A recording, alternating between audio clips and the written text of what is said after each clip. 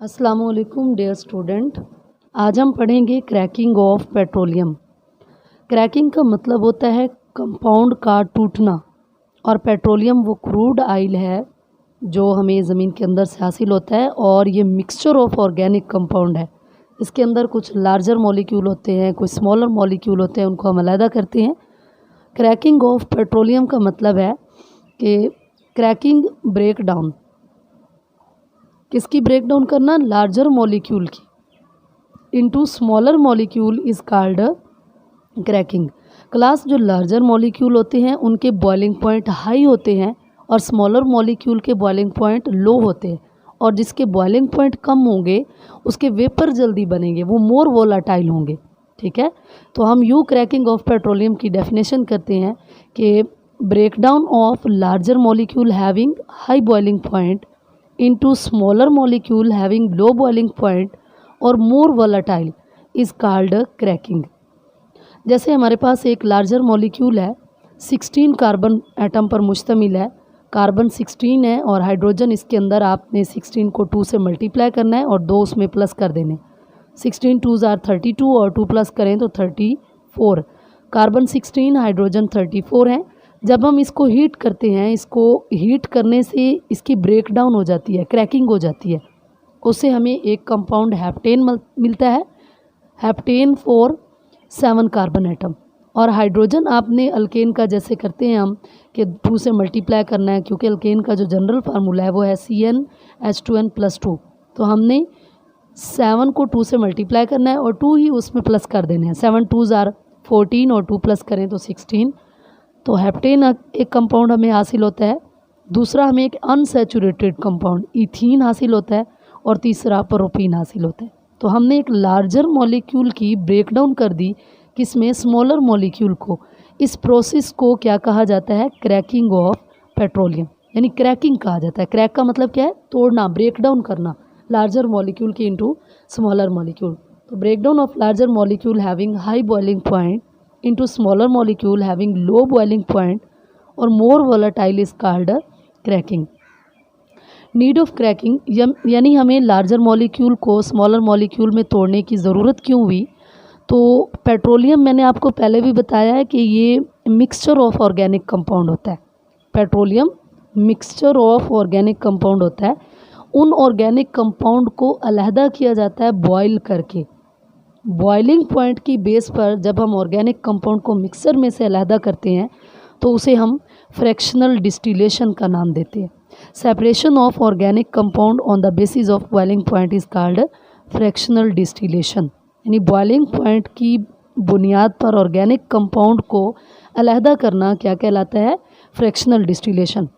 जब हम पेट्रोलियम की फ्रैक्शनल डिस्टिलेशन करते हैं तो उससे हमें 20% सिर्फ गैसोलीन मिलती है। गैसोलीन पेट्रोल होता है और इसकी डिमांड बहुत ज़्यादा है, क्योंकि ये मोटर फ्यूल के तौर पर इस्तेमाल होता है। अब देखिए, आप स्कूल आने में जाने में पेट्रोल, अगर आप रिक्शों पे जा रही हैं या बाइक्स पे जा रही हैं तो पेट्रोल यूज़ होता है ना। इसकी डिमांड बहुत ज़्यादा है गैसोलीन की, लेकिन पेट्रोलियम से उसकी जब हम फ्रैक्शनल डिस्टिलेशन करते हैं तो सिर्फ 20% हमें गैसोलीन हासिल होता है। तो इस डिमांड को पूरा करने के लिए ऐसे कंपाउंड जो लार्जर हैं और पेट्रोलियम से हासिल किए हैं उनकी क्रैकिंग करवा दी जाती है। ठीक है, जैसे हमारे पास फ्रैक्शनल डिस्टिलेशन ऑफ पेट्रोलियम से गैस ऑयल मिलता है, ये भी एक लार्जर मॉलिक्यूल है, और कैरोसिन ऑयल जिसे मिट्टी का तेल भी कहते हैं। तो ये कंपाउंड लार्जर हैं और बहुत ज़्यादा मिलते हैं, लेकिन ये लेस डिज़ायरेबल है, इनकी जो डिमांड है वो बहुत कम है। तो इन लार्जर मॉलिक्यूल को एक smaller molecule, gasoline smaller molecule है, तो इसमें उसे क्रैक कर दिया जाता है, ब्रेक डाउन कर दिया जाता है। तो इसीलिए हमें क्रैकिंग की ज़रूरत पड़ती है। गैसोलीन की डिमांड को पूरा करने के लिए, पेट्रोल की डिमांड को पूरा करने के लिए हमें क्रैकिंग की ज़रूरत पड़ती है। अब हमारे पास है टाइप्स ऑफ क्रैकिंग।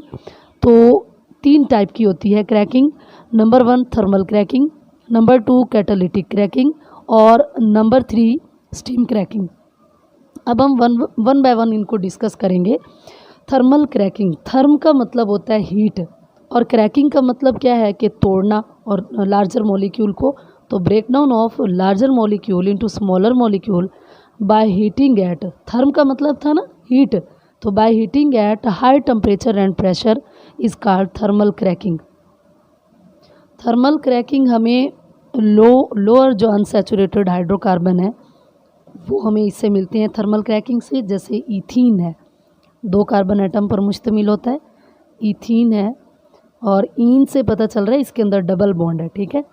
और प्रोपीन 3 कार्बन एटम पर मुश्तमिल एक कंपाउंड है और इसके अंदर भी डबल बॉन्ड है। और डबल बॉन्ड जिन कंपाउंड में होगा या ट्रिपल बॉन्ड होगा वो अनसैचुरेटेड हाइड्रोकार्बन कहलाते हैं। क्या कहलाते हैं? Unsaturated hydrocarbon. सेकंड वन हमारे पास है कैटालिटिक क्रैकिंग। क्या है? Catalytic cracking. तो कैटालिटिक क्रैकिंग में कैटलिस्ट यूज़ होगा, और जब हम कैटलिस्ट यूज़ करेंगे तो बॉइलिंग पॉइंट उनका लो हो जाएगा, यानी टेम्परेचर और प्रेशर लो चाहिए होगा, ठीक है। और कैटलिस्ट कौन से हैं? सिलिका है और एल्यूमिना है। सिलिका का फार्मूला होता है SiO2, सिलिकॉन डाइऑक्साइड, और जो एल्यूमिना है इसका फार्मूला है Al2O3, ठीक है। यानी breakdown of larger molecule into smaller molecule in the presence of catalyst at low temperature and low pressure. और जो टेम्परेचर होता है वो तकरीबन 500 डिग्री सेंटीग्रेड होता है और जो प्रेशर है वो 2 atm होता है। तो इस क्रैकिंग को, इस ब्रेकडाउन को हम कैटालिटिक क्रैकिंग कहते हैं। Breakdown of larger molecule into smaller molecule in the presence of catalyst at low temperature and pressure is called catalytic cracking. और इसमें जो कैटलिस्ट है वो सिलिका और एल्यूमिना, इन दोनों का मिक्सचर यूज़ होता है। Catalytic cracking produce gasoline. जो हमें चाहिए था पेट्रोल या गैसोलीन मोटर फ्यूल के तौर पर, हमने इसे यूज़ करना है। तो कैटालिटिक क्रैकिंग बहुत इंपॉर्टेंट है क्योंकि इससे हमें गैसोलीन मिल रही है। उसके बाद है स्टीम क्रैकिंग। स्टीम किसे कहते हैं? वेपर को कहते हैं हम, ठीक है। इसमें हाइड्रोकार्बन, जो लार्जर हाइड्रोकार्बन है जिनकी हमने ब्रेक डाउन करनी है, जिनकी हमने क्रैकिंग करनी है, उनके वेपर और स्टीम दोनों को मिक्स किया जाता है और थोड़े टाइम के लिए उन्हें हीट किया जाता है up to 900 about 900 degree centigrade पर, और फिर रैपिडली इन्हें कूल कर लिया जाता है।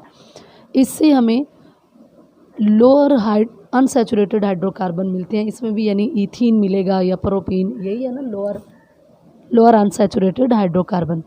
तो स्टीम क्रैकिंग क्या है? Breakdown of higher hydrocarbon in vapour phase mixed with steam into lower hydrocarbon is called steam cracking. और इसमें इसको तकरीबन स्टीम के साथ 900 डिग्री सेंटीग्रेड तक हीट किया जाता है और फिर रैपिडली उसे कूल किया जाता है। ये भी क्या प्रोड्यूस करते हैं? लोअर अनसैचुरेटेड हाइड्रोकार्बन, इनसे भी हमें मिलते हैं। अब आपने देखा कि क्रैकिंग 3 तरह की है। एक को हम कह रहे हैं थर्मल क्रैकिंग, स्टीम क्रैकिंग, और तीसरी कौन सी है? Catalytic cracking.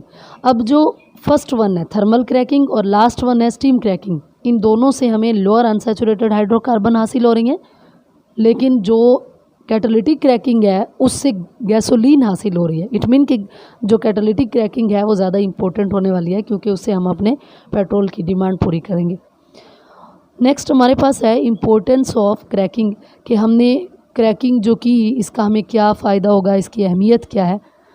नंबर 1, इससे इंक्रीज़ होगी यील्ड ऑफ गैसोलीन, कि जो पेट्रोल की डिमांड है वो इससे पूरी होगी कि हम जो हायर हाइड्रोकार्बन है, गैसोलीन जैसे गैस ऑयल है या कैरोसिन ऑयल है, उनको गैसोलीन में कन्वर्ट कर लेंगे। तो number 1 increase yield of gasoline. Number 2, आपने देखा कि जो हमारे पास स्टीम क्रैकिंग है या थर्मल क्रैकिंग है उसमें लोअर अनसैचुरेटेड हाइड्रोकार्बन मिले हैं, जैसे इथीन है, प्रोपीन, ब्यूटीन। अब हमें इनकी ज़रूरत नहीं थी, वहाँ नहीं थी। क्रैकिंग हमने दरअसल पेट्रोल के लिए की है, गैसोलीन मोटर फ्यूल के लिए की है, लेकिन उसमें जो बाई प्रोडक्ट मिलती हैं इथीन, प्रोपीन, ब्यूटीन या बेंजीन, इनसे आगे मुख्तलिफ केमिकल बनाए जाते हैं, जैसे ड्रग्स बनाने के लिए यूज़ होती हैं, प्लास्टिक बनाने के लिए, फर्टिलाइज़र में, वीड किलर में मुख्तलिफ केमिकल जैसा कि एथानॉल और फिनोल वगैरह को बनाने के लिए ये प्रोडक्ट यूज़ होती हैं। मेन इम्पोर्टेंस इसकी क्या थी कि गैसोलीन की यील्ड इंक्रीज़ होती है और इसके साथ जो बाई प्रोडक्ट बनती हैं वो भी यूज़ हो जाती हैं मुख्तलिफ केमिकल तैयार करने में, जैसे ड्रग्स हैं, प्लास्टिक हैं, fertiliser, weed killers and other chemical like ethanol and phenol. उम्मीद है आपको समझ आई होगी। अगर मेरी वीडियो अच्छी लगे तो अपने दोस्तों के साथ शेयर करें और मेरे चैनल को सब्सक्राइब करें। अल्लाह हाफिज़।